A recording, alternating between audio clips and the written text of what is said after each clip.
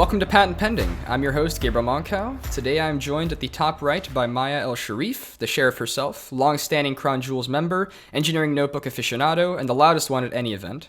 At the bottom left, Liza Goldstone, reigning president of Robotics and Women in STEM Club, Coder Gal's founder, and most importantly, TSA Systems Control winner. And Christian Urbanek at the bottom right, many years as a Fatherboards member, recently turned Crown Jewels programmer, but most known for saying "What's up, gamers?" that one time. So how are you guys today? Awesome. Glad to have Splendid. you. So we'll just jump right into it then. What were you guys up to before you joined robotics? Like how did these fields sort of get to exist? And what were you doing before then? How was it all at the start? I feel like it's very different from what we have nowadays. I can start. I started robotics in 8th grade. Before that, I was the athlete chorus kid. I pretty much participated in a billion different forms of theater and chorus and those types of things. And I played soccer, tennis, and lacrosse. And I loved it. Completely different field of interest. Loved debate. Never really knew I could code. Never really knew I could build anything, but was in a completely different field with a team. And that was pretty much all I knew. For me, in terms of, oh, Christian, you can go. No, oh, okay. Are you want me to go? Yes. Okay. So for me, I was actually very similar to Maya. I was actually a pretty competitive swimmer when I was in middle school, and I was also in band at the time. So those really took up the majority of my time. And I also didn't really have any inclination that I wanted to do or would be interested in anything technologically related or robotics. And so I eventually did find it though in 8th grade. And that was when I started it. I joined like our robotics club, which wasn't really a club. I was like the only person in it. Me and Andrew Chung were in it, and that was it. And our English teacher was the person who taught it, because that's how that works. And then I actually just joined robotics in 9th grade, and the rest is history. The rest is history. I like that. I started getting involved in tech in 8th grade. It sort of just happened. We were in a wheel class and went from art to writing workshop. And then one of the things that we were also doing was computer science with Mrs. Saunders. And I really enjoyed sort of like programming the Arduinos and lighting up different lights and making cool patterns. And I also built a relationship with Mrs. Saunders, and that sort of sparked my interest and involvement. And then I started working on TSA in 8th grade, and that was my sort of first big introduction to the potential and my interest in STEM. That's interesting. That's definitely, I was not aware of the whole athletics behind everybody here. That was surprising. But back then, I know that Christian mentioned Chung was around, and TSA has been mentioned as well. Were there any sort of other big names that might not be around anymore, either in terms of people or organizations that you guys took part in? Like, what else was there around the STEM fields when you were getting started? For me, it was first an FLL. I actually participated in Lego before I came to high school and got involved, and that was my first introduction. And also just learning the basics of like Python and like that type of thing, because I had a feeling I was going to go into Vex before I came to the high school, but Vex was like extremely underdeveloped at our school before the first program took off. So I was lucky to say that my sister and like a lot of the younger kids are getting more involved in Vex, as it models more for like the robots that we build. But I would say that those were like the bigger companies that I knew of other than TSA and FIRST. Yeah, for me there like wasn't since I wasn't really involved, there wasn't a lot of people that I know now. I know there were quite a few people who were like in robotics in 8th grade and middle school who didn't even like attempt to do it in high school, but I barely know any of the people. And yeah, it was pretty much the same, like where like it's still FLL in middle school. It always has been where I went to middle school, and yeah, it's FTC in high school, which started in my 8th grade year. Mm-hmm. So I kind of my freshman year was like the first year like everyone had like their feet set and were ready to go at the beginning of that year. So it sounds like when you guys were getting started, like you guys are frequently associated with being some of the like more ancient almost members of robotics nowadays. Very, very well tenured, have been here for a long time. But it sounds like things were pretty established to a certain extent already. Did you guys feel like your first few years you were getting into something where people already kind of knew what was going on and you guys were sort of figuring it out, or was it fresh for everybody? In my opinion, it was pretty fresh for everybody. My eighth grade year was the first year that they started sort of advocating for tech a lot at school. So we had a new makerspace that was built, and that was the first year that was around. So TSA was like, that was the first year they were running TSA at school, or at least for us. So it was, I think it was all pretty new. And as I was finding my way and sort of becoming more aware of the tech vocab and sort of like the different programs that were available, I think everybody else was too. I think it was all pretty new. I had a very different experience, I would say, than Liza. I actually started robotics with Liza in that it was a small group of like 4 of us. Like it wasn't like the development that it had now. And I would say FLL and like middle school robotics programs were still very underdeveloped, and we were growing. We were the first in the guinea pig group of like learning how to fit into a space that had been developing for a little bit before our entry into it. And I think that FTC was a little bit of a different story. For me, I feel like when I came, there was a group of teams, and each team had a model that they proposed and a model that they lived by, and they entered the space and promoted that ideology, whether it be the more business side of robotics or the more robot part of robotics. And I think that the design game was a different story for each team, and it didn't really change. And I think that the people that had started those teams knew what they wanted and didn't necessarily have the flexibility to develop the team farther until they had to leave and move on with their program. And I think our program this year has grown the most I've ever seen it grown in my years in robotics, only in terms of the group of people that were involved, the teams that were involved, and the fact that so many younger people who had so much more experience than any of us at that age were able to bring their thoughts and their passion for a thing that they've done an equal amount of time to the playing field. Because as someone who, for me as a junior this year going into be a senior, that was my 4th year of robotics ever. And for them, it's been since 5th grade, and now they're here and they have equal experience to me in an activity that usually that's not the case for. For me, it seemed pretty established. In middle school, like I said, like I wasn't really a part of like the main structure of robotics, so I really had no idea what was going on. I was kind of vibing out every Thursday afternoon, like trying to figure out how a Lego robot worked. But when I came to high school and like I actually took it more seriously, like a lot like what Maya said, it was very, very like when I came in, even though it was already the 2nd year, like people had already like found their camps or whatever, and so people kind of had these groups that they were sticking to, and they had like she said, different ideologies of how to like be a team. And so I didn't really even get really a say on what I did. They just kind of like stuck me somewhere. Yeah. I think it's super cool though this year, I guess as being the younger one in the chat. I learned a lot from those older people, and I'm happy that it was established in some capacity. But at the same time, I think I took their best attributes and was able to find a newfound form of how our team ideology could be in the future if we took the best from each of them and put them in like a cohesive group. So I think Liza and I can speak to the fact that like our team captains before were very big on making an impact on the STEM community from a more like women in STEM, people in STEM, spirit in STEM aspect. And the father boards were really big on the like design process and the hardcore development of engineering. And I think Christian brought a lot in terms of he had dabbled in FRC, but also the code and the technicality piece and what was a feasible option for our teams. And I think as teams that are very well, were mentored from each other, I learned so much from both sides of that story and pretty much playing the game in the way that we could, and not the game as it like could be perfect. In a perfect world, we'd obviously want every single one to like be 3D printed and like be able to approach that. But I obviously don't think that as our teams grow, we continue to realize what is feasible for the people on our team now that we think we can accomplish to the best of its abilities. And I think that's so cool.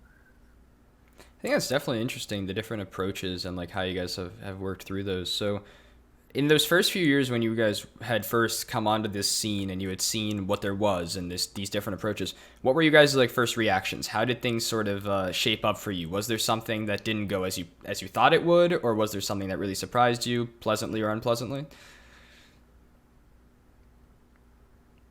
Go ahead.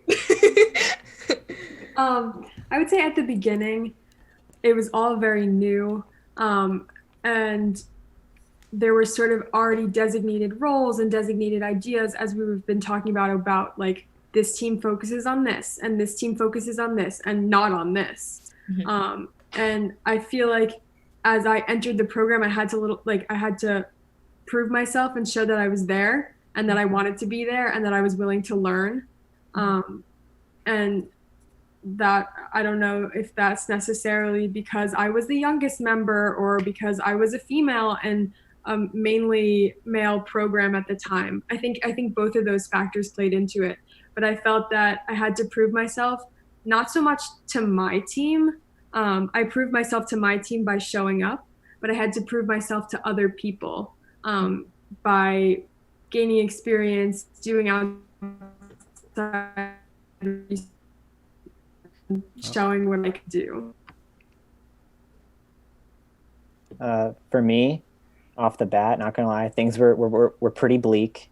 Like I said, I basically got stuck on a team that was like pretty much entirely new people because that was what they did in those years, and people quickly learned that is not a good system because you have like no one with no experience. And so I didn't really feel like I had to prove myself at all, but at the same time, I actually just had to like figure out what was going on because I had zero idea of how to like do anything that was like required of me. Mm-hmm. And so it kind of was a grind. I had to like figure out things. And I especially had to look to the upperclassmen at the time who really did know things, because there were some that were extremely smart and they taught me things about how to like design, build, and also program, which are invaluable today at the same time. So it really helped me to learn how to do things at that time. I was intimidated by robotics when I started in 9th grade, because I think every kid when they go into 9th grade went from being like the alpha in their field in 8th grade. Like everyone was new to robotics in middle school. Like everyone was figuring it out, and that was okay. Like it was okay to not know.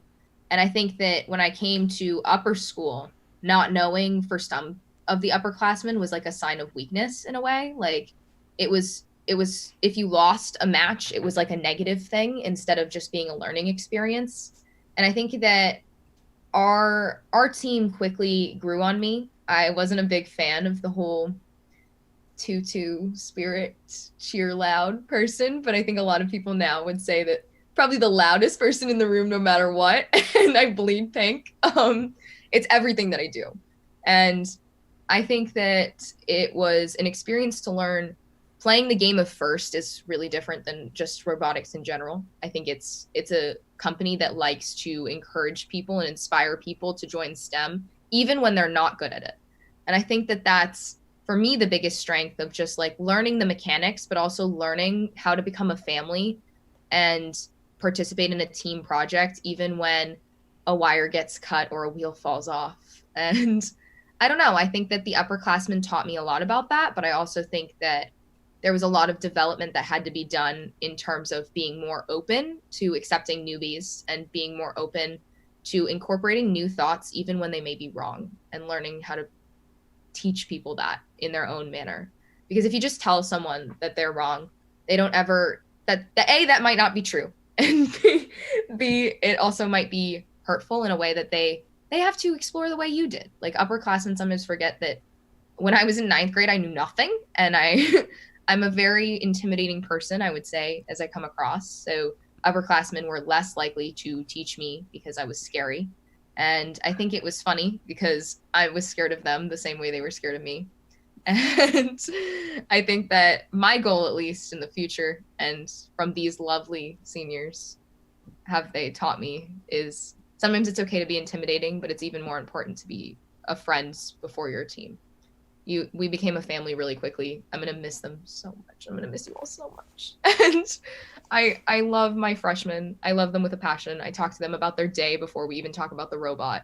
And I think that is what robotics taught me so much more, is you can accomplish so much more when you love a group of people and respect their ideas. And it's something that I wish the upperclassmen had taught me sooner. So that's interesting. Before we move on from like the first like impact that you guys had in here, I do want to see one thing so that we can compare how things were back then to how they are now, because I think a lot of people might not really be able to visualize how the scene has changed. So who was in the iLab, whether it be teachers or students? Who were like the big names that might be associated with leading the teams? And what were the actual teams? Like, was there a team that existed then that doesn't now, or was there an idea for a team that changed or something like that? Ooh. Oh my. Danger zone. So many things changed. We had 3 teams, I think, for a while. Shark Beta, Fatherboards, Crown Jewels. I think Christian was the OG Shark Beta, leader of the pack. And honestly, I know he doesn't notice it, but we all knew that Christian was the carrier of that team in every way, shape, and form. He held people accountable. He led a team that didn't really have a stable mentor for a long time and didn't have the quote unquote reputation in the community that all the other teams had, but made it so that it did. Like everyone left knowing Christian and Shark Beta, but they were kind of tied at the time. And then Liza was on Crown Jewels the whole time, but we all knew that the Crown Jewels was led by Caitlin Ackerman and Danielle Behar. Love them to death, but they were very high spirit. We had 30 seniors that were all female, and we were the all-female team for as long as we can remember. And then I think Liza took over and Shane took over, and they became the leaders of the pack, and they were very well known. So like I would say, so Christian switched to Fatherboards shortly after. It was a more developed team. Y Guy, my boy Wyatt, and then Gabe Aguiar. And then there was Skipper before that. No, Zipper. Same thing. So actually, not a lot of people know this if they weren't around me. I've actually spent the most time on Shark Beta out of all the teams because Shark Beta was the rookie team, hence like Beta. Actually, no, it's a pun on Shark Beta or something. It's a really bad name. Avi Sharma came up with it, if you remember him. Actually, I don't know who came up with it. I know Harrison was involved in that process. Harrison was the captain. So like the structure of Shark Beta was dump all the rookies on it, and then there's like one experienced leader. So Harrison was that leader freshman year. He's a pretty good like he knew what he was doing. He wasn't necessarily a leader because again, like he didn't really teach me. In fact, there was actually one time I actually did something and he took it apart. And then Wouldn't be the first time. Historic. And then Mr. Trask, who was in Mr. Stevens' role at the time, good old Mr. Trask, was he watched the whole thing but didn't tell me Harrison took it apart, and he told my parents and they told me. I was so like, I was like, why is he just like letting this happen? And anyway, whatever. Things haven't changed. So then at the end of my freshman year, Zipper, or Skipper as he's apparently known by some got a new name. Yeah, he had like this meeting, so this was very odd. The post-mortem or whatever like that. Yeah, and so he deemed me I don't know, he named me captain of Shark Beta for my 10th grade year. I didn't want to go back there because I knew it was going to happen again, but I didn't really get a choice, so I basically became captain, and that was where I met Alex Koss, because he was new that year, and Patrick Byrne, if you remember him. And we were like the 3 musketeers of that team. Like you have to find people who are reliable and who will come, and they would always come. And mad respect to them because they really helped me to figure out how to like lead a team, because I had zero experience with that. I barely even knew how to build a robot, and somehow I got forced on the captainship role. And then so yeah, we did well that year, and then Alex and I basically jumped ship because we were like, it wasn't worth to stay there any longer. I want to draw a little bit of attention too to like the robotics program as a whole and sort of the evolution it's had, at least from my starting years. I would say at the beginning of my freshman year, my first year of upper school, the robotics program was very separated. It was 3 teams. Yeah. And I say proudly right now that I think the robotics program is a program altogether. We are, as our mentor likes to say, one team, many robots. And I think that's true Sometimes too many definitely robots. before. I think that, yes, yeah. But I think we all are more willing to help each other and work together between teams. It's the team division is less noticeable, especially from the outside. From the outside, we're one group. And I think that we've become a lot better. All the teams have become strengthened because everyone's working together and more supportive of each other. Yeah. I would also agree with Liza in the context that I thought it was very gendered when I first started as well. It was very like Shark Beta and Fatherboards were both very male dominated teams, and Crown Jewels was only female. Like if you were a male, like you were not allowed on the team. And then my sophomore year, Liza's junior year, we were like, that's not going to work. Like we were like, this is so bad, because one of the worst parts of robotics, and I think is still a fight, is sometimes we forget to listen to the other gender. Whether that's females not listening to males or males not listening to females. And I think that's kind of the problem with STEM as a whole. And you could really see it in both the STEM community as a whole and FIRST as a whole, as well as like our community in the iLab, where like males were like, if there was a female on a team who was leading a team and like a male disagreed with her thought, it was immediate like belittling, and vice versa. Like, I think that we now have moved to such a developmental phase of like the integration is unreal. Like I feel like I'm best friends with so many of the males in robotics, and I look up to them, and I hope in some attributes they look up to me, and vice versa. Like I think that the younger kids are more ingrained with the older kids and don't feel inferior in a sense. And I think that we were kind of allied to be mentors to one another no matter what, based on what skills we had and what skills we could learn. I know Christian was very good at code and Liza was very good at wiring and mechanics, and both of them have taught me so much, even before they were both on the same team. So I think that was important for our school as a whole, to develop that type of interworking and the ability to like hang out on a Saturday and just eat pizza. Like I think that's the funniest part. Like we could all laugh together and eat pizza together and then go build 2 separate robots, but like we were technically building one robot. Like, and I think that was so cool, at least. Right. One of the things that I guess the robotics program now really advocates is diversity in every sense. Diversity in like where you're coming from, if you play sports or you do this or you're in debate. We've got lots of different kinds of activities, lots of different kinds of people.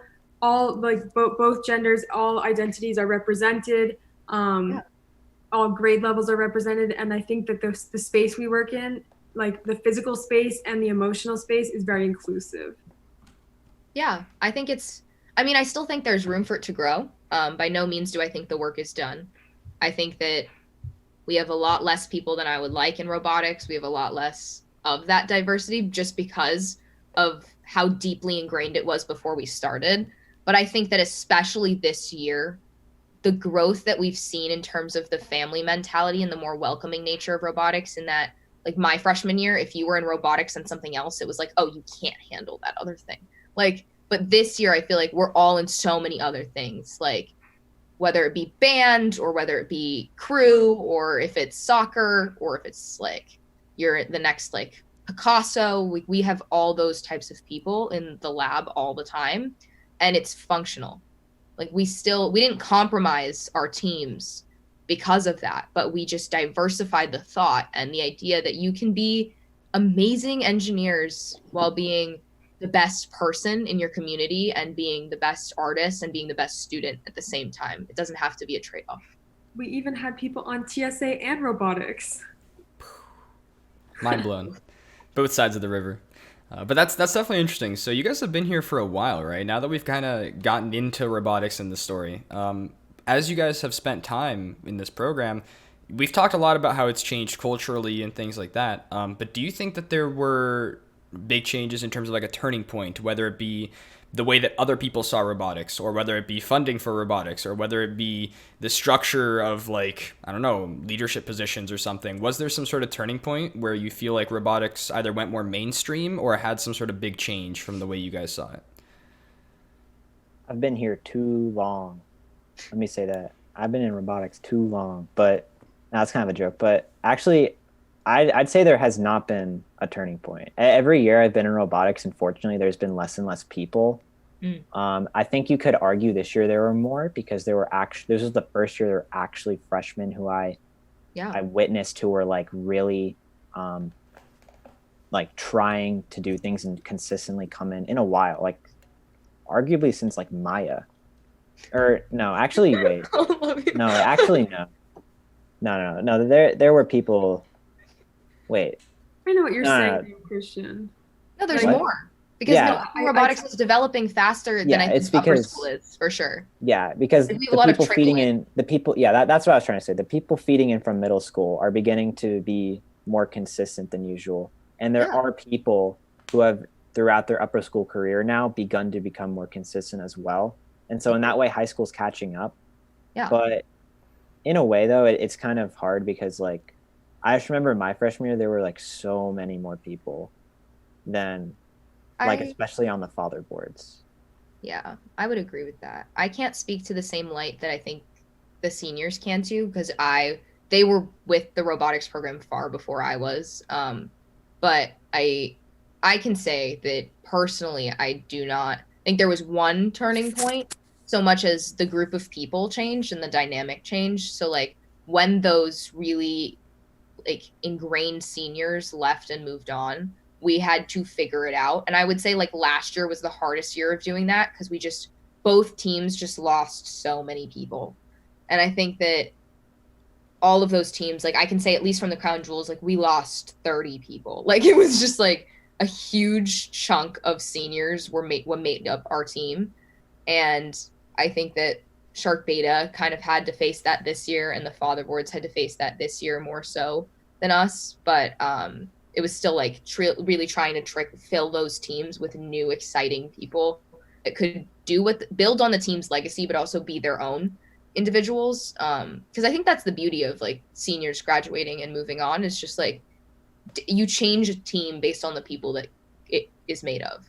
And I think that for Liza and I, we've been friends forever. And I was lucky to become really good friends with both Gabe and Christian in the last 2 years. But I think that it really changed how we approached it. Like, I think that Christian wasn't on the Crown Jewels before, then he came on the Crown Jewels, and like that was just a change, I think, in both how he had to view robotics and how we viewed robotics. And like we laughed so much. Like the promote video, like what was that? Like I don't know. We pull things out of nowhere. And I think that that's what changes the robotics program. We make people change the robotics program. But I also think that we know where our flaws are and where we all acknowledge that we need more skills and workshops and development in the like nitty gritty of robotics. And I hope that happens in the future, because I think it could be the difference between like worlds and not.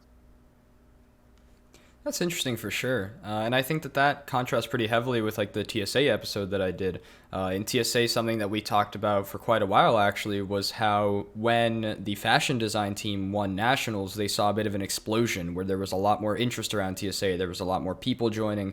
There was a lot more insight or people looking into TSA and seeing what they were doing. So you guys, you said that it's almost more like a gradient of progression going through robotics rather than a turning point like that. But do you think that it's been sort of like a linear growth? Or, I mean, you've mentioned that we've been losing people. Where do you sort of think that's gone?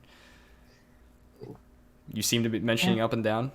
Yeah, Maya's motion really captured it well right there. It comes in waves. It's really hard. It's sign grab. Yeah. Yeah, I don't know. I feel like it's almost like people like wait, I don't know who mentioned it, but they mentioned people were actually in both robotics and TSA, and that was such a revelation because people were choosing between robotics or TSA, For sure. and it's because it's actually pretty difficult to do both. I was gonna do both, and then I did it, and then I was like, no, this is terrible, and then I dropped out of TSA because Yeah, I mean, that was everything though, I think. I was told in freshman year, you can't do debate in robotics, it'll never work. And I was like, bet. And I think that that's what needs to be promoted. I think Christian's very right about that. It should be a bet. Like you should be allowed to try everything and then figure out what you love. Like we don't, but I also don't think the robotics program now needs you don't have to be there every single day for 8 billion hours a day to make a difference on the team. Like just some kids, like freshmen especially, are there all the time and we love that. But some freshmen in and out throughout the week, and they're equally as valuable in some contexts, especially at competitions and the growth process, because they prove to people that you can be more than just one thing. In terms of the physical growth of our team, sorry. I feel like I don't necessarily agree with like the size or like population of the robotics program that you guys are saying. I feel like maybe it was like a little bit like, I mean, I think it's been growing in terms of numbers since the beginning of my time. I know that at one point we had a lot of like more members, or at least on the Crown Jewels, we had a lot of seniors. But I don't think that all of them were necessarily so involved in the day-to-day process of robotics. I think they showed up to competitions, and you definitely need people like that. But I don't know that I would say that we had like one big year and then a small year. I think this has been our biggest year in terms of participation, because we have that influx of kids from middle school who already know about what robotics is. And I know when I came in, I didn't really know what robotics was. I just like done some stuff with programming before. So I think that every year we're going to be sort of improving our ability to lead and our ability to have people who are interested, and which I think is a big piece. So I actually am going to add on to what Liza said. I think, yes, we always, at the beginning of every year, we get an influx of people. And this year, a lot more of them stuck. But I think the scariest part is a lot more of them don't stick. And I think that that's what's really frightening for me as a person. Like when reflecting as like a captain or reflecting as just a member of the team, like you start questioning, what are we doing wrong that people love something so much and then end up hating it or being disincentivized to continue it in the future? Because there were times this year even where I was just like, oh, I'm fully going to quit. Like I was just like, I can't. And it becomes a lot. Like it can become really stressful. I know we had one competition where the penalties just made me want to like, I just wanted to throw up the whole time. I was like, one more penalty, I'm leaving. There's no point. But that stuff happens and you laugh about it. I think at the end of the year, we ended up laughing about it so much. It became highlight of the season. But there are times where you love it. And there's times where people, mentors, teachers make you feel super motivated. And there's times where they don't. And I think that can make or break a team in a lot of ways. I think the person who leads the team, the adult who gets to call the shots, the students that get to call the shots, can make people love an activity or make people hate it. And I think that sometimes we walk that line very closely in our robotics program that a lot of people end up leaving, especially like I'm really worried about the females in our group.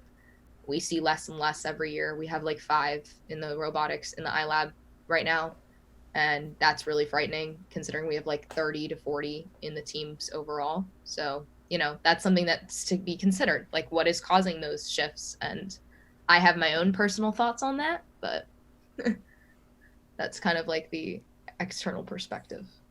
Yeah, I agree with Maya. She brought up a great point about the people not sticking, and that's been a very large issue for a while. At the beginning of the year, people are extremely motivated to like even just start an extracurricular or do just about anything. And so this happens quite frequently in robotics because there's no like great application system like TSA, which it sounds like they're starting to do something like that, or at least for the leadership of the teams. But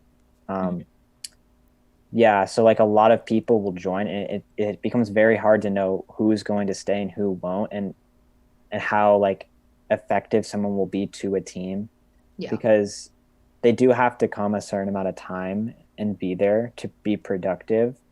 And Right. since the timing is so flexible for robotics, it's very hard to know, even on like just on a per week basis, who will come when. And Right. so having like people who you know will come is a very important thing, but also something that's increasingly rare, I would say.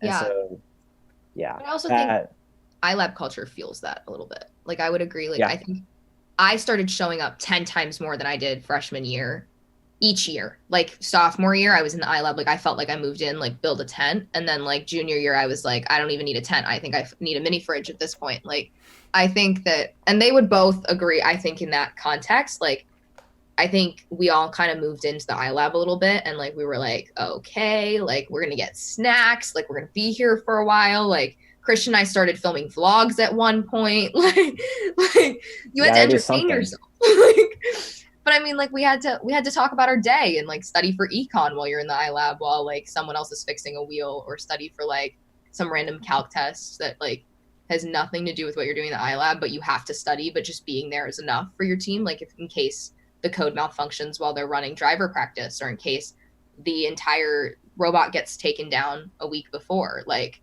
I think those experiences really teach you something. And also like just having people in the iLab is more important to me as a person than having like everyone who's Einstein in the iLab, if that makes any sense.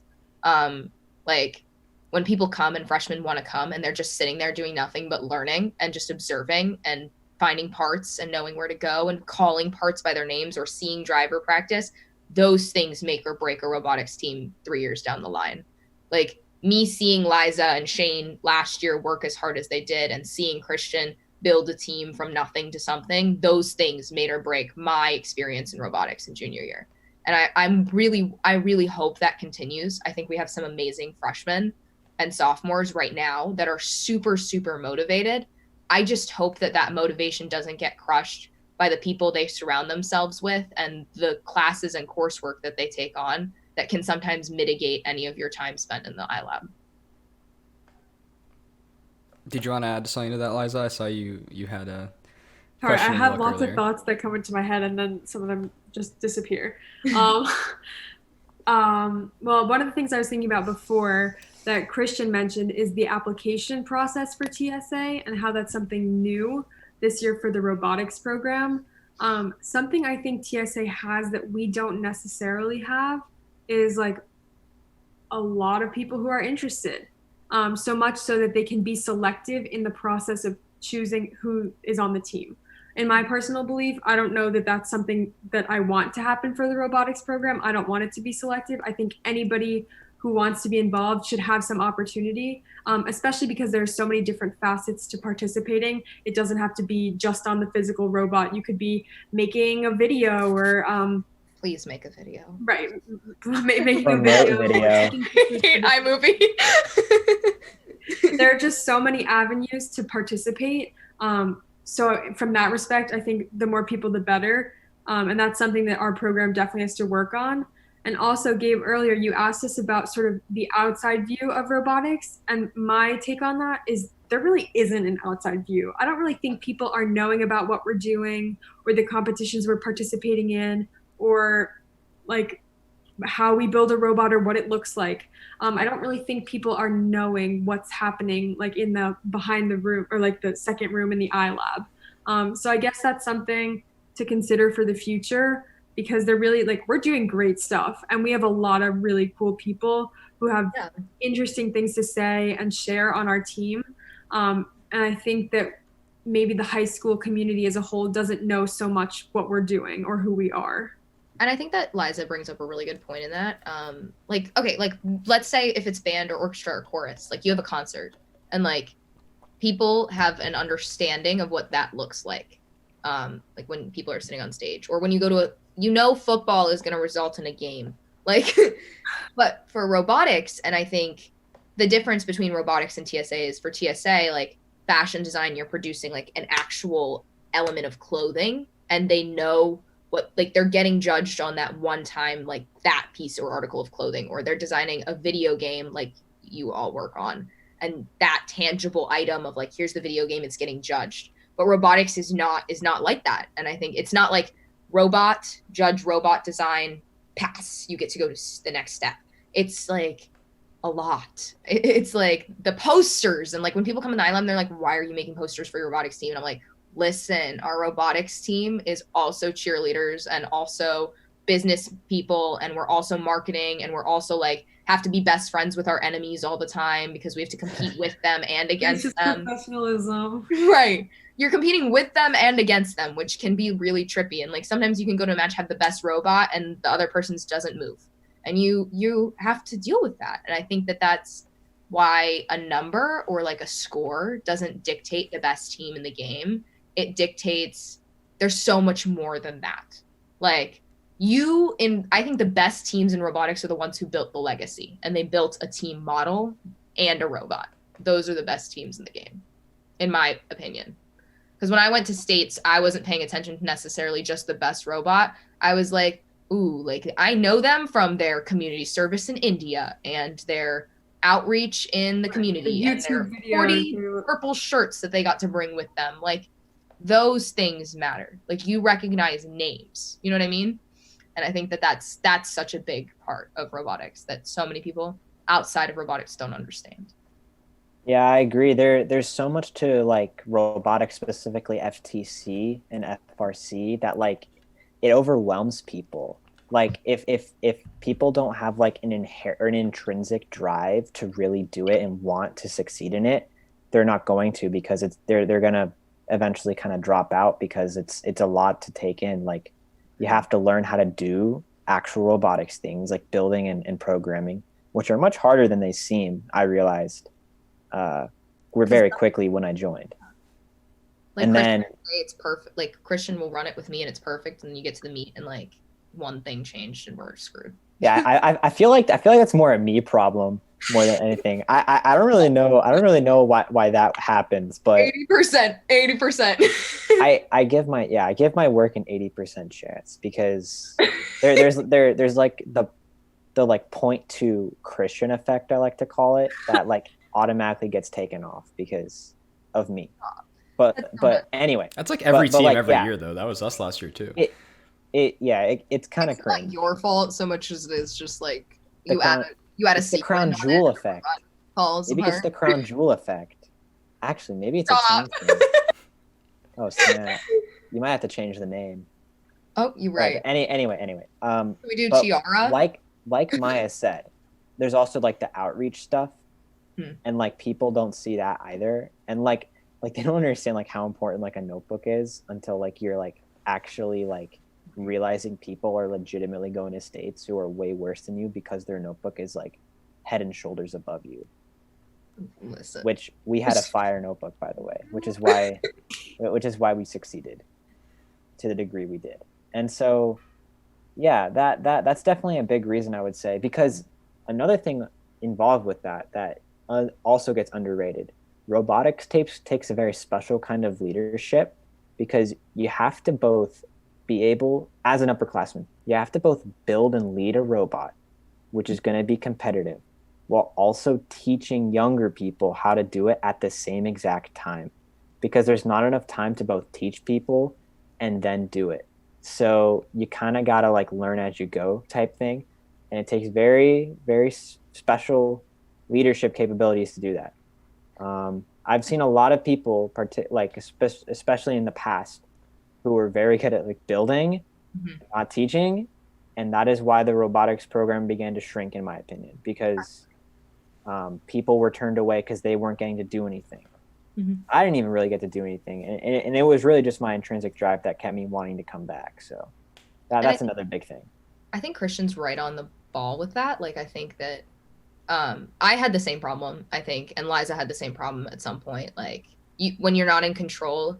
But I also know, I think it's a little bit unique to our program, from my understanding, because usually the teacher is the teaching and the team is the building. And there's like, I get the rookie team, a lot of teams have that, but that kind of falls apart when the rookies have to teach each other, instead of having like someone who's like elite, understands the program, teach the rookies, and they grow and do better and still can succeed. And then you have like the one team that like they're the juniors, seniors, figured it out, like still teaching in their off season, but it's game mode. Like when the season hits, the game is released and they're like out there catting. Like that works for some teams. And I think that for reasons that a lot of us here know, that's not how it works. And the students have a lot more responsibility in terms of like, you have to be the teacher and the game player and the spirit driver and the engineering notebook printer. And then you have to also buy all the stuff. And then like, then you show up and you're exhausted and you need a nap at competitions and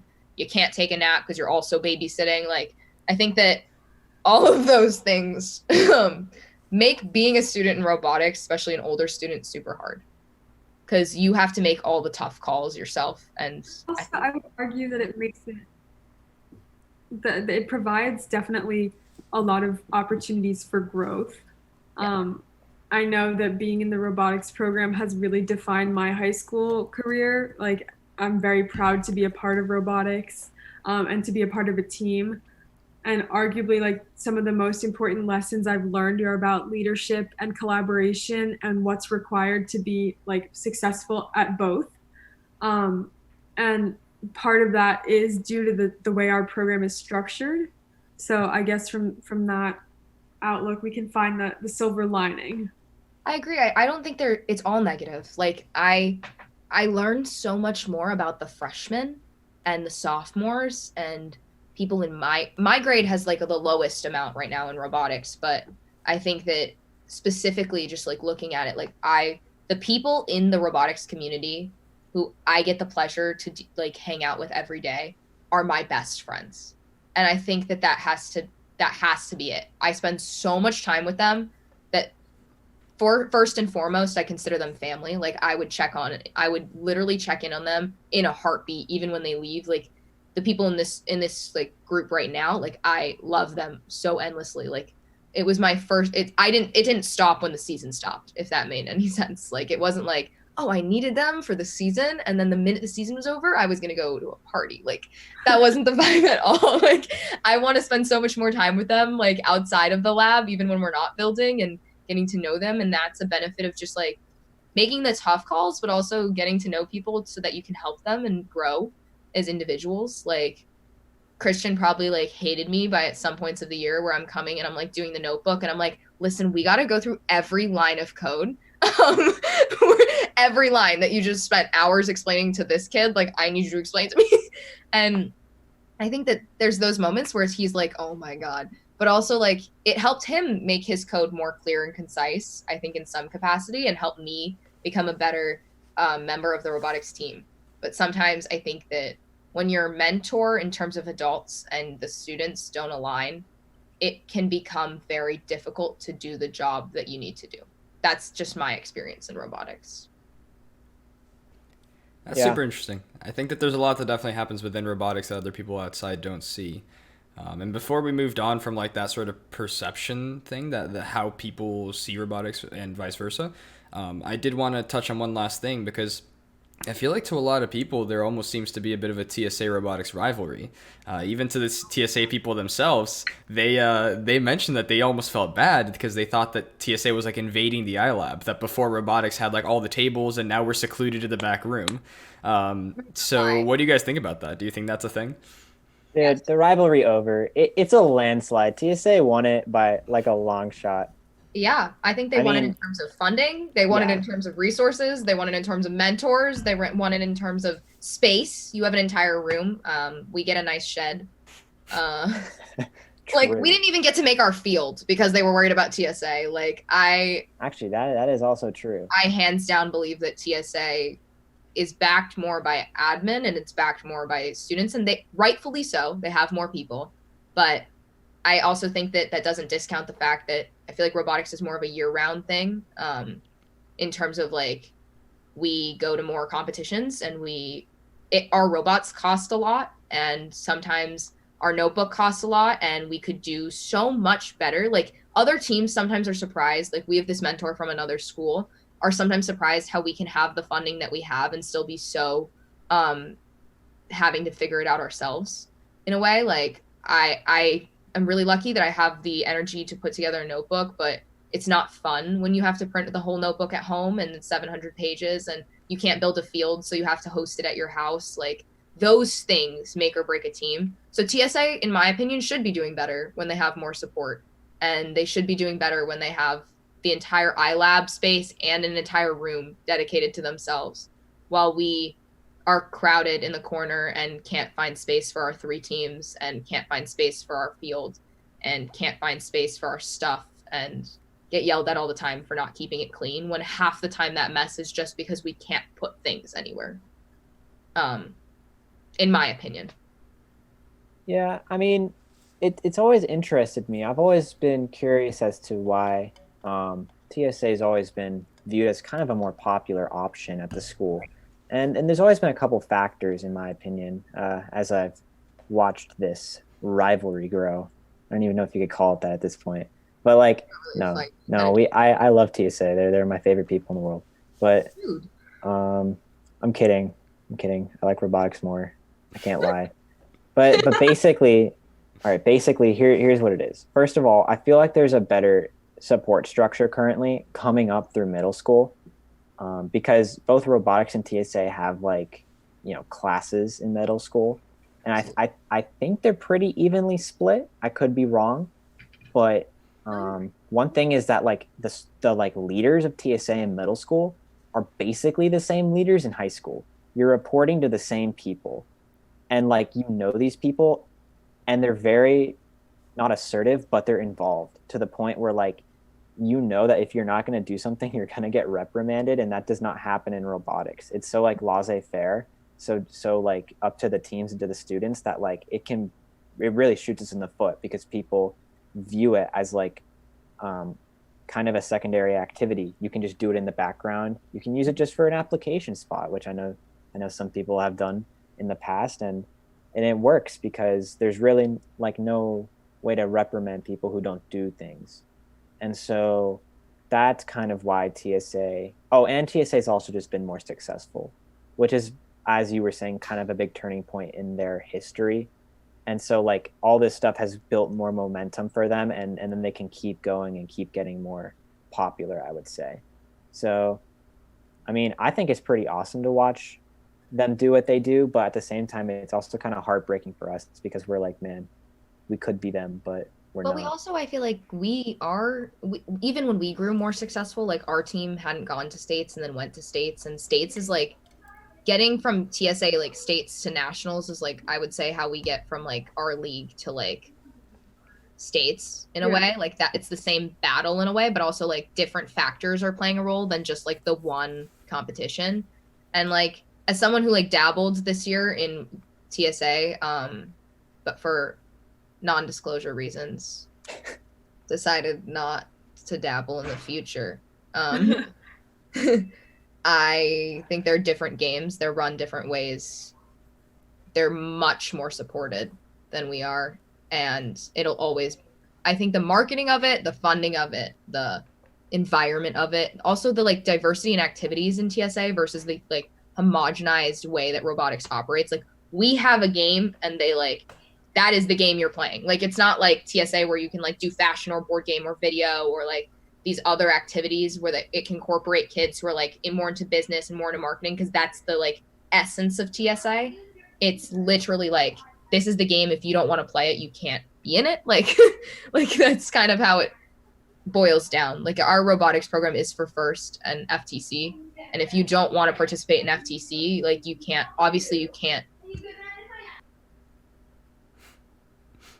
expect to be in FIRST. Sorry, my parents are vacuuming. 1 second. We can fix it in post.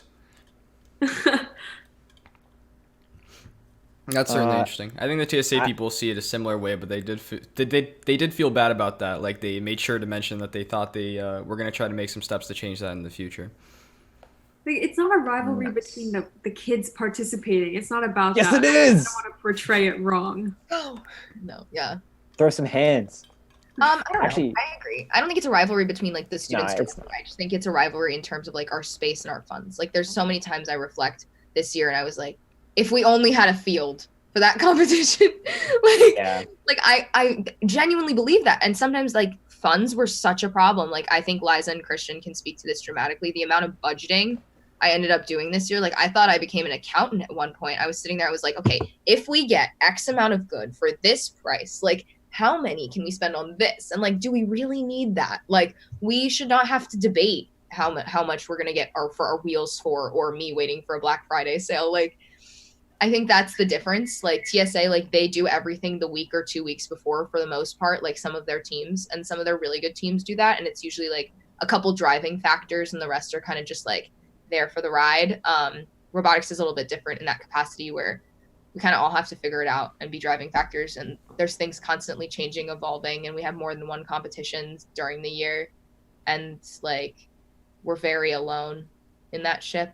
Like, if you want a full field, you better be willing to fight for it. Like, you can't just ask, you're gonna fight. Like, you're gonna throw hands in the middle of the ILAB or run out crying. Like, I don't know, like, things. Oh no. No, actually, I was going to mention one thing Maya said. I think another thing is TSA is much more seasonal. Every year I've watched an event in I believe January to late February. I call it the TSA rush. Mm-hmm. There's a 2 to 3 week period that my special iLab space that I call home gets taken up by like 10 to 12 TSA pods that are like doing all their work. And so that's two things. One, people don't have to dedicate as much time to what I've noticed in high school is people like to spend a lot of their time on one thing for a brief or a brief time. And TSA, you can do that. You can do a lot of the work in like 3 weeks and set aside those 3 weeks for that. In robotics, it's really more constant, months of process. And so it's much more tedious in that sense. And that's another thing that I think makes TSA much more applicable to our school in general, because that's how people like to operate and be successful in things. But also, like, that, I think that 2 week period speaks volumes about the rivalry in a way where it's like, that's our rundown. They overlap. That's our rundown to states as well. And sometimes I would say that it becomes even more apparent, the priorities, when it's like they're both running down to the hour and like where priorities are going in terms of resources, ordering, teachers, mentors, chaperones, like, hours, all of that. Exactly. Like, I think that, I don't know, I've never been more stressed out than trying to accomplish the posters, the tent planning, the notebook, like the robot. We almost like rebuilt an entire new robot. Like, those things that are so key to states versus leagues, because the difference people don't understand, but like leagues is like baby amateur hour, and like child play. States is like, okay, like, I did not go to Africa to mentor a team. Like, I did not. Like, yeah. I didn't even know there was a team in Africa. And now I'm over here and I got on the bus after states and I was like, I'm going to call everyone I know that I can call in first and get like a team. And obviously you all will hear about the journey, but won't be part of it, unfortunately. Hey, you can use this podcast. Put this in the engineering notebook. Just a hint. And get a team. Gabe, edit that out. We're so lucky, don't get me wrong, to have the resources we have, but we also don't have the connections that I think some teams have the benefit of having in terms of their mentors. And I think that for us, that means learning from states. I've never learned more than I did at states, both mechanically and just in terms of outreach and the potential that we have as a community to like call a team or Skype or Zoom a team up in India and like, or in Israel or in Palestine or in anywhere, there's so many teams across the world, South Africa, France, Argentina. We watched a team and learned from them in Colombia, I think it was, like a video on YouTube. And I think that is the make or break moment for us, whereas TSA is less of the like gradual development and more of like the snap your fingers, put it together. Then if you pass on nationals, snap your fingers, put it together. But you guys have the summer play and we are over here and our biggest hours, our most important decisions have to be made in 2 week, 3 week periods. And that's really hard to do when we don't have the amount of support we have in those 2 week period that I feel like TSA has. Yeah, that's certainly interesting to see how other STEM competitions are a bit different from robotics. It's certainly unique in that way. But I think we've kind of gone through the history of robotics now where we're up to present day. So instead of, I think we've mostly covered pretty much all like what you guys think are the greatest strengths right now or greatest weaknesses right now, where we are. So the question then is, where do you guys think we're going? What's the future of robotics like? I feel like everybody has a hot take on this. I want to know what yours is. I have the hottest take of all time. Do tell. The hottest of takes. I've been wanting to get this out here. Any platform. I'm huge proponent. I'm a one team extremist. I have been for like 2 to 3 years. And I'm telling you, it is the system that will work for this program, because me and Alex Koss were like the original like engineers behind this idea. Unfortunately, it was shot down by Y Guy and Mr. Ellich. But what I've seen every year, and it's so unfortunate to see it happen, is like we mentioned, this will people stick. You know, you might have like a 20 to 10% yield rate some years of people at the first meeting versus people there a month from then. And so what happens is you start with like 3 teams with 15 people, which is 3 good, healthy teams. And then you get down to like 3 teams of 2 to 5 people in some extreme cases. And so like that is literally one team in 3 separate entities, which is so inefficient that it's actually hurtful to the entire program, in my opinion. Like people have to do so much, and it's like it's just like terrible to watch every year.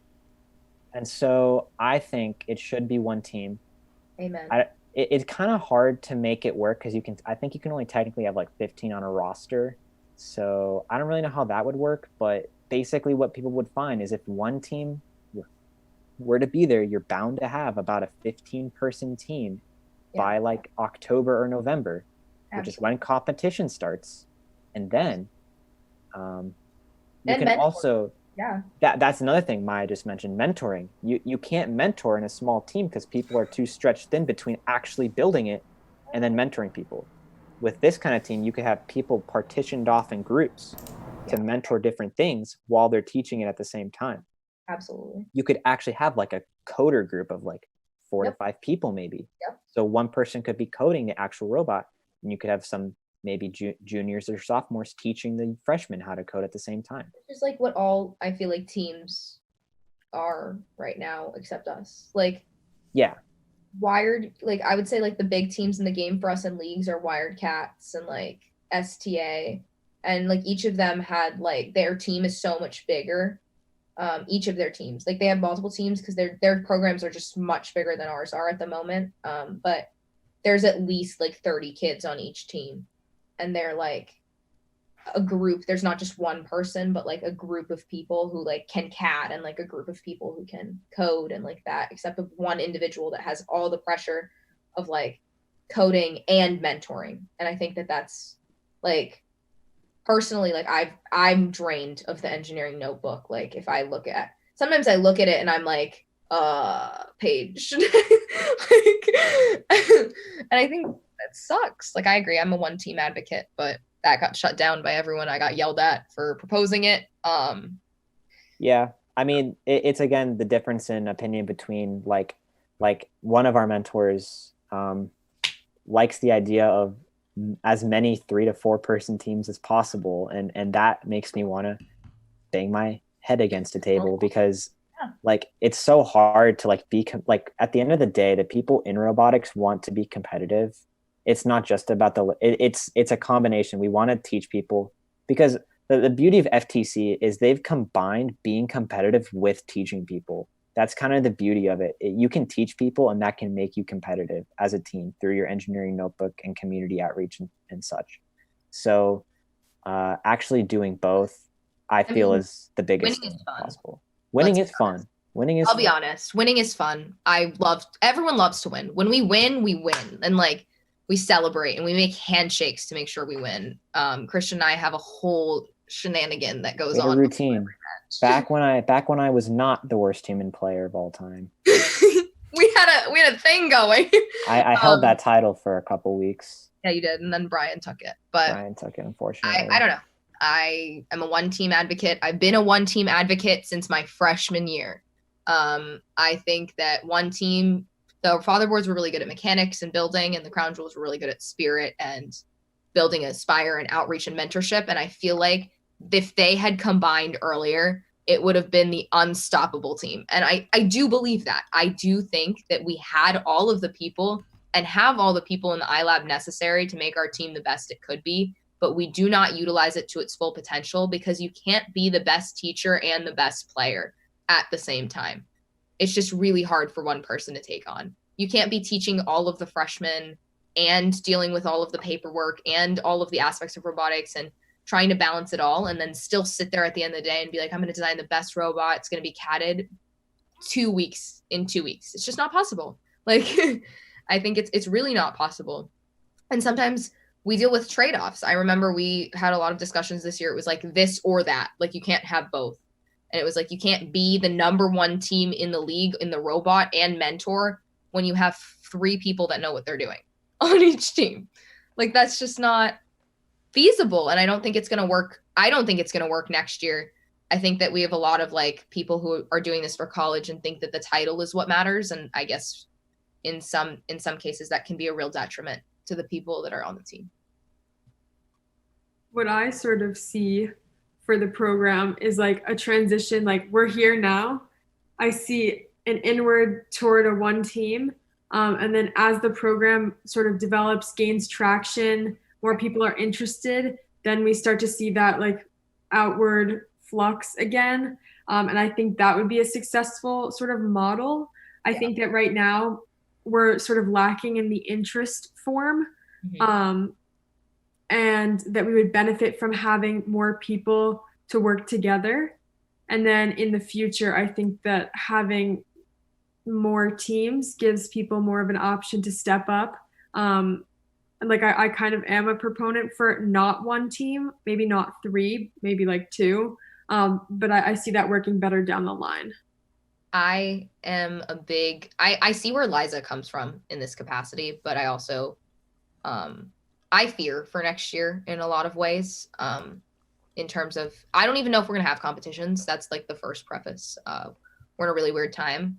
Don't really know if we're going back to school. Don't really know if they're going to want us all in the iLab the way that we were. We were so close to one another. And without a vaccine, I don't really know if I want to touch as many people as I did or scream at people where the spit is just like the particles of corona fly across the room. Like, I'm not a fan of that. So I'll be honest. We obviously all are seniors. There's a lot of conversation about who's going to be leading teams next year. There's a lot of conversation about Mr. Ellich has kind of asserted that there will be 3 teams. I don't see the numbers working that way. I don't really understand the logic behind the 3 teams. He said 3 teams? Yeah. Oh, I did not know that. I thought it was going to be 2. Yeah, actually. no, it's 3. Yeah, it's going to be Blaine and Sharnov and I and Elliot and someone else. We don't know where they're going to be or who's going to win those positions, but those are the people in the books. Interesting. Yeah, for captains. Oh, is it like 2 captains a team again? Yeah, I think so. I kind of envisioned the robotics program as like if we were a business, if we were just one business and we had multiple departments, it would be like better. Like one business with a marketing department and one business with like the finances and one group of people who deals with like the mechanics and one people who deals with like the programming and one people who deals with the wiring. Like that would be my ideal scenario. And like you can be in more than one, but like you would have a leader of each one. So like the person who is the most proficient in programming would be like leading a group of people who are also feeding in ideas and able to work on the code when they're not there. And then in future years, those departments could split up into smaller groups and then form the teams again.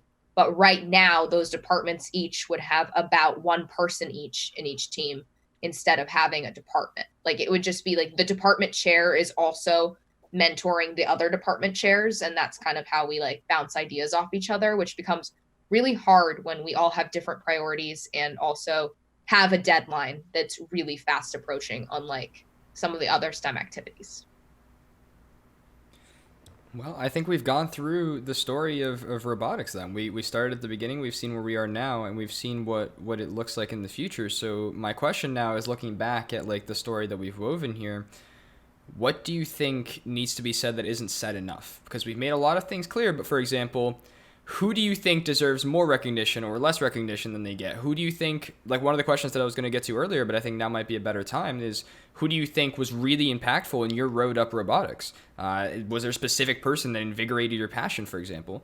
And then once we're done with that, in the future, who do you think is going to come to the forefront and be like a leader that people might not know about yet? In terms of things that we haven't really said yet, I think that while we've touched on some of the hardships about robotics, I think that there's so much positive to come out of the program, especially because of the fact that it's still developing. So the kids who are involved really play such a role in like creating a legacy and what the program is going to look like in the future. So I think that there's a lot of positives to participating in robotics. It's not just about the robot. I came in knowing like, just like, hey, a little Arduino LED is cool. Like, what is robotics? What do I do? How do I put these pieces together? So I really think that there's so many opportunities to learn both like actual robotic skills, teamwork skills, like how to document your progress in a technical way, communicating when maybe you don't agree, working with adults and like having to be on the same page and work through some differences. I think that there's really so much benefit and anybody could be involved in robotics. So where I see this going in the future is that like lots of people, maybe they're not in the iLab every day, but they're working on who knows what. Maybe they're working on a poster, or we want to make like a cool shirt design. Like, I don't know, there's definitely people out there, or maybe a website. One of the things I'd love to see is masks really cool. for We quarantine. have a website now. Oh my gosh, Crown Jewel's face masks. That would be pretty cool. Put it down I found right a now. company that does them. I found the custom ink company already, and I have a friend that's gonna hook me up for cheaper because his friend's dad does it. So yes, there are Crown Jewels masks in the There's just literally Or- anything in life, like you could find a way to apply it to first. And I Yeah. just hope that other people can recognize that whatever you're interested in doing, like Yeah. it can be applied to robotics, and we want you to apply it to robotics. We want to get as many people on board, interested, aware about what we're doing, and contributing as we can. Agreed. Christian. Yeah.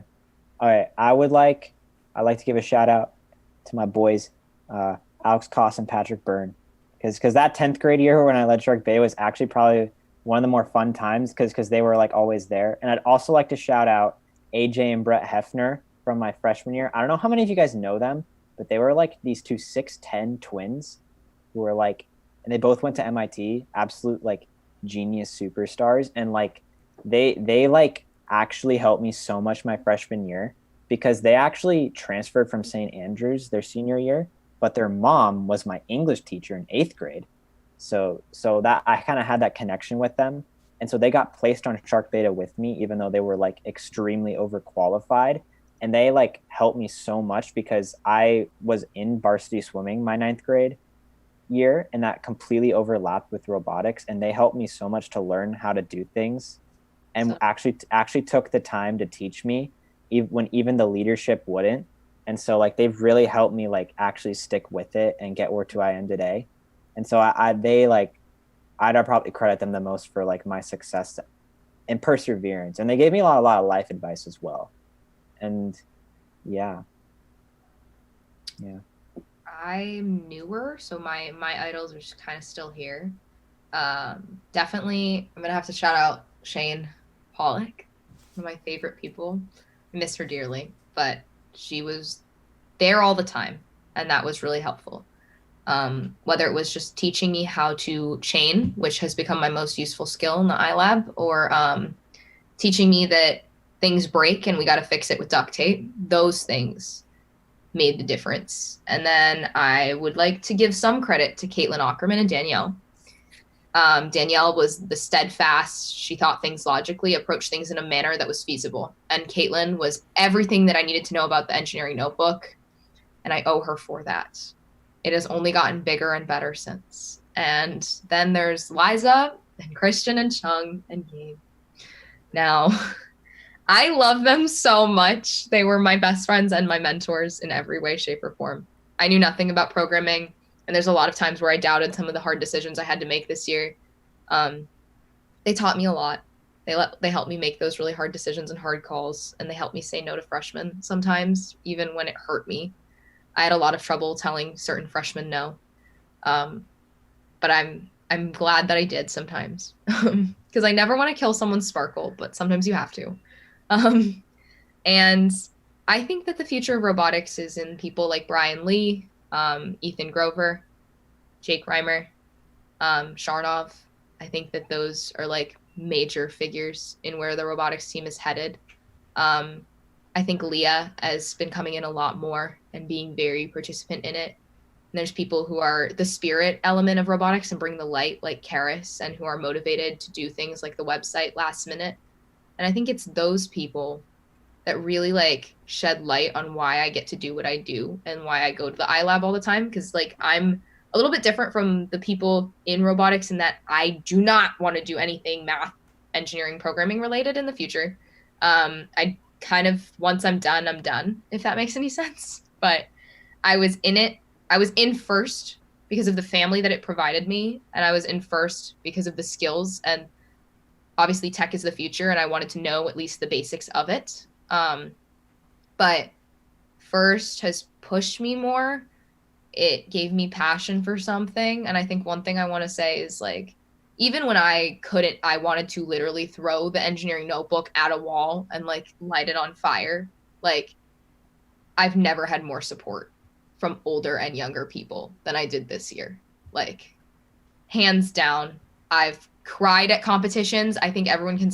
I'm really passionate and I have a lot of emotions towards robotics. And I've cried at competitions. I've cried leaving competitions. When we got called to go to states, I fully freaked out. Like my face in those pictures just dropped. I was so excited.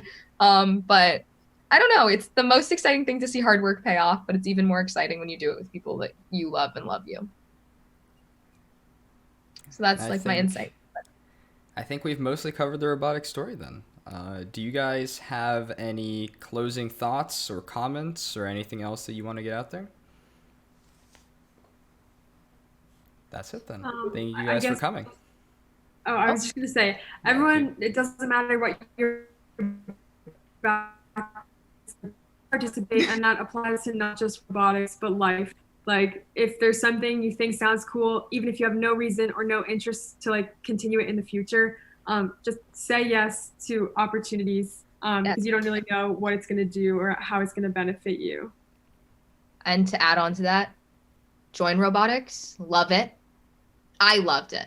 I will continue to love it. And there's times where people are like, why do you even do robotics? Like, you don't want to go into that field. And I think the reason is because of what it taught me about being a team member, about being a business person, because you're always having to advocate for yourself, how to engage with adults, how to prioritize movements and start movements in a community, whether that be like a gender movement, an identity movement, a movement of just like positivity of face like so many challenges.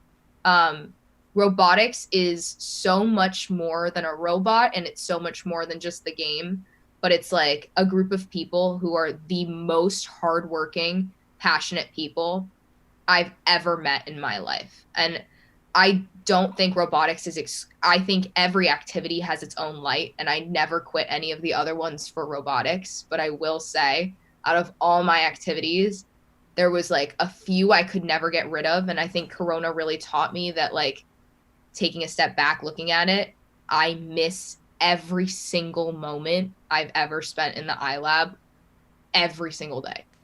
If there's any activity I would never give up, I would say it's robotics. And that's just because of the family and the people that it provided me. And also the time commitment paid off in some capacity. Like, the skills you take out of it. Like, I'm obviously never going to be like, oh, I need to put together 2 aluminum channels that with this like one screw. But like, what that taught me is just like pushing through it. Like, you push so much. I feel like robotics was just push. And like, people, I loved it. I love every moment of it. Yeah. A wise man once told me, robotics is the hardest fun you'll ever have. And I think that's a very true statement, because it's actually so rigorous and so frustrating that it's actually enjoyable once you get addicted to it after 4 years like me. You and sound so like an alcoholic. I'm a robotaholic, actually. Got it. Okay. Yeah. So it's actually a true statement because, like Maya said, there's so many intangibles that it gives you. It first gives you practical knowledge about technology and like mechanics, which is invaluable in our ever-changing world. But at the same time, it's giving you so many problem-solving techniques and like perseverance tactics, I would say, because like you have to do things and you have to figure out how to do them. And it's just so invaluable to apply to life. And so I would recommend everyone at least try Yeah. to join robotics. And if you do and you know you can't be super dedicated, just come like once or twice a week because people are super accepting. We love it when people come. And so just come and learn what you can. We're there to have a fun time. We like to meme a lot. Oh, yes. I think Christian, the word perseverance rendered well with me. I really hate failure. And obviously when you work with robots, there's a lot of times mid-match you feel like you failed. But I think that if there's anything I've learned from it, and I think FIRST is so beneficial for this, there is no such thing as failure in the short term.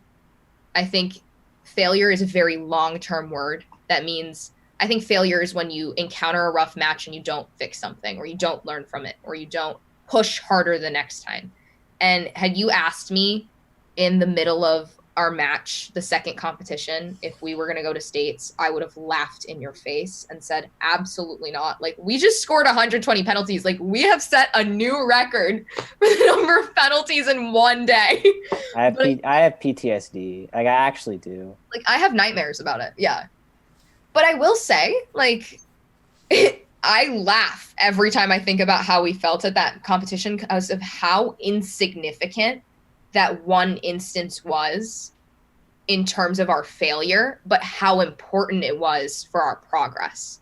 And I think that's robotics in a nutshell. It teaches you how spontaneity and failure and those types of entities shape you as a team and as a person and can make you better or worse. And we've seen teams that went both ways, I would say, where they hit the failure, they hit the rock, and they went backwards. And there's teams that hit the rock and went forwards. And I would say for us, it was always forwards this season.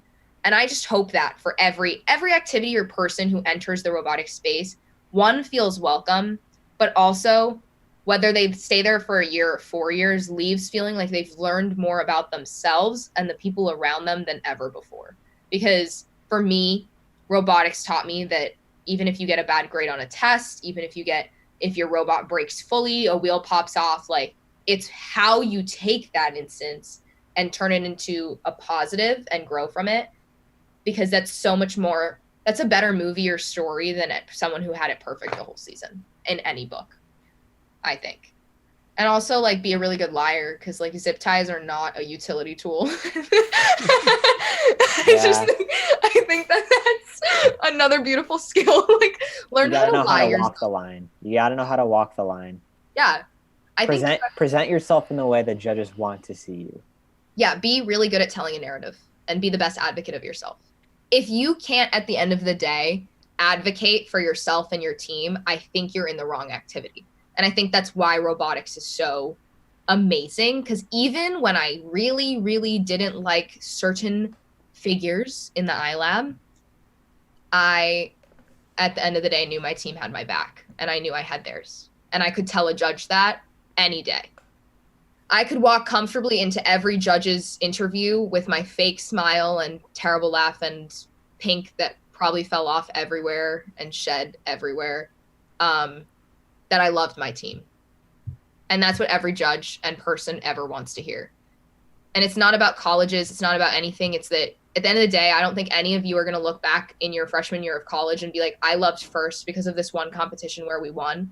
But you're going to look back and I hope say, FIRST gave me so much more than just one robotics win. I hope. I don't know. You tell me. I will. Well, thank you guys for coming. I really appreciate it, and I think it's been a good time. Thank you. Bye, guys.